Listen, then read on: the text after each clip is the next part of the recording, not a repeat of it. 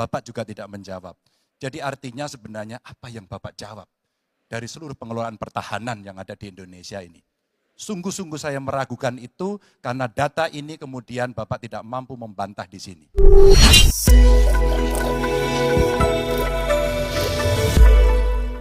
Cukup kaget karena beberapa hari yang lalu calon wakil presiden Bapak menyampaikan bahwa negara kita tidak dalam keadaan perang sehingga untuk apa kita harus beli alat-alat perang. Tapi hari ini Bapak mengatakan Bapak setuju dengan kenaikan anggaran 1-2%. Jadi itu saya minta ketegasan. Yang kedua, ya sekali lagi data-data yang Bapak pegang adalah keliru dan juga Pak Ganjar tadi juga banyak kelirunya. Saya sangat transparan dan semua partai yang mengusung Bapak, Profesor Anies, mendukung APBN, berarti mendukung program saya. Termasuk PDIP di Komisi 1. Waktu habis. Baik, Pak waktu Prabowo. habis. Baik, Pak Anies silakan untuk menjawab pertanyaan Pak Prabowo, waktu Anda 2 menit. Silakan. Ya, jadi kita butuh pertahanan yang sesuai dengan ancaman nyata yang ada di depan kita. Ancaman ini dirasakan oleh siapa? Dirasakan bukan saja di dalam batas-batas teritorial, tapi juga di keluarga. Bagaimana ancaman atas penipuan online, bagaimana ancaman atas peretasan, bagaimana ancaman atas judi online, bagaimana ancaman-ancaman terorisme. Itu semua membutuhkan perhatian. Jadi bukan memutuskan untuk belanja alutsista berdasarkan selera dan berdasarkan preferensi masa lalu, tapi justru harus mencerminkan kebutuhan masa depan. Inilah yang menurut kami penting. Ya, anggarannya perlu kita tingkatkan, tapi jangan keliru. Ancamannya juga mengalami pergeseran. Jadi itulah sebabnya mengapa kita melihat perlunya ada strategi yang baik. Supaya apa? Supaya kekuatan yang kita miliki mereka bisa bekerja dengan optimal, tidak sia-sia. Lalu Pak Prabowo yang saya hormati, ini bukan soal pribadi, ini soal negara, ini soal policy. Penjelasannya ya di tempat ini, bukan di ruang-ruang tertutup yang tidak diketahui oleh publik. Justru kalau Bapak ketahui datanya salah, tunjukkan di tempat ini sehingga publik bisa mengetahui, bukan dalam pertemuan-pertemuan lain yang tidak jelas dari mana kita bisa menilai akurasinya. Jadi menurut hemat kami, bila ada di antara kami yang faktanya keliru, Bapak tunjukkan. Tapi kalau Bapak tidak menunjukkan, berarti memang faktanya benar. Itulah kenyataan yang ada di lapangan. Dan ini juga yang selalu kami gunakan. Kami gunakan fakta-fakta itu. Itulah sebabnya, Pak, kami melihat penting sekali untuk kita tenang, dingin, jangan emosional dalam menghadapi persoalan-persoalan kenegaraan, dalam menghadapi persoalan-persoalan pertahanan. Demikian jawaban kami. Terima kasih. Baik, terima kasih Pak Anies. Oke, tenang dulu. Tenang dulu. Mohon tenang Bapak dan Ibu, mohon tenang supaya kita bisa mendapatkan intisari dari jawaban maupun pertanyaan dari ketiga capres kita ini. Dan kami persilakan Pak Prabowo untuk menanggapi Pak Anies dalam waktu 1 menit Pak. Kami persilakan Pak Prabowo. Pak Anies. Saya tidak bicara tertutup, saya bicara di Dewan Perwakilan Rakyat, Komisi 1. Di mana semua partai yang mengusung Bapak hadir dan menyetujui yang saya ajukan. Jadi dan juga sekarang waktunya nggak ada. Jadi saya mengundang kita bicara terbuka. Terbuka, silakan. Tapi saya ingatkan, Bapak cinta atau tidak dengan negara ini? Masa kita mau buka semua kekurangan kita, semua masalah kita buka di depan umum?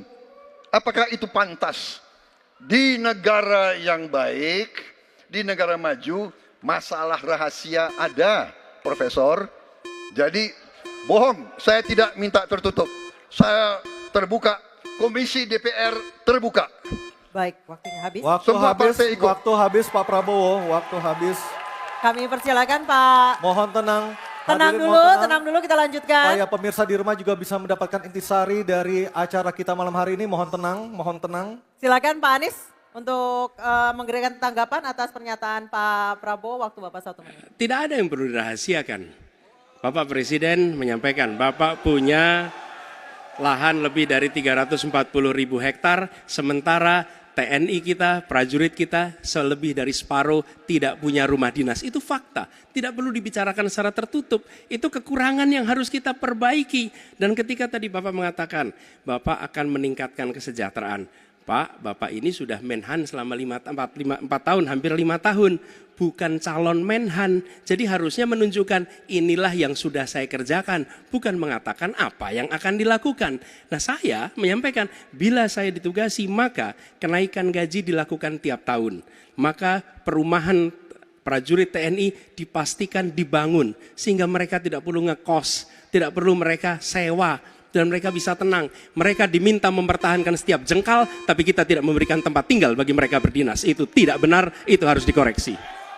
Baik, waktu habis. Terima kasih Pak Anies.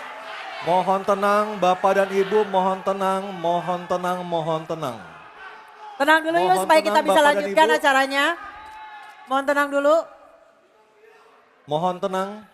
Mohon tenang menjaga ketertiban, kita berikan hak yang sama kepada 3 capres kita, mohon tenang, mohon tenang.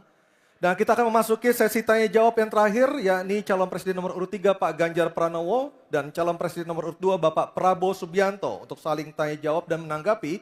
Dan kami silakan Pak Ganjar untuk bertanya kepada Pak Prabowo, waktu Anda 1 menit, silakan Pak Ganjar. Terima kasih.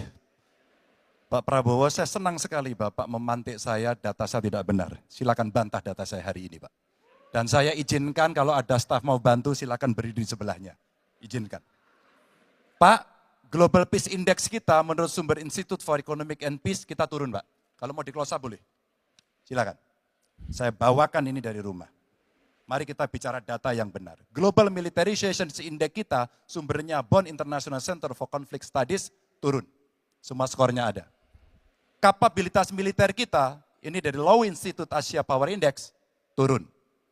Proporsi anggaran pertahanan kita sumbernya IISS Military Balance Plus turun.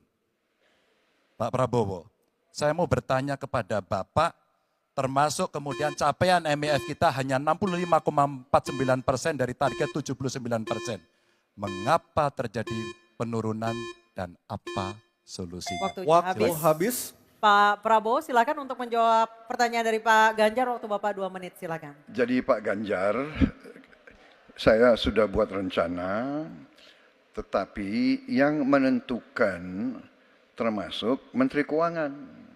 Dan masalah yang kita hadapi, tolong ya, saya memang sudah jadi Menteri Pertahanan 4 tahun, tetapi kita diganggu oleh COVID 2 tahun, di mana terjadi refocusing.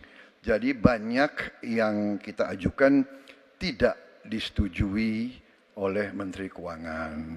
Jadi sebagai seorang menteri, sebagai seorang team player, saya harus loyal. Jadi ya saya tidak banyak bicara di depan umum. Ya. Tapi data-data yang Bapak ungkapkan masalah pesawat bekas, ya. Saya ingatkan Bung Karno waktu menghadapi Irian Barat, seluruh alatnya bekas. Pak Ganjar, Bung Karno, seluruh pesawat terbang, kapal selam, cruiser, destroyer, semuanya bekas. Ya. Jadi kita juga masih pakai banyak sampai sekarang pesawat bekas.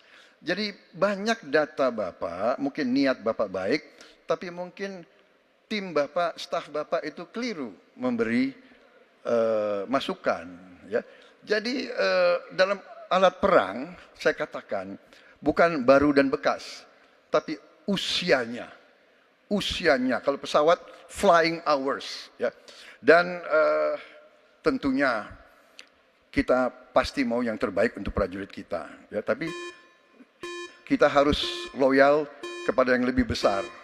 COVID, ada krisis Ukraina, pangan naik, BBM naik. Waktu habis Pak Prabowo, terima kasih. Kami persilakan Pak Ganjar untuk menanggapi jawaban dari Pak Prabowo. Waktu Anda 1 menit, mohon tenang.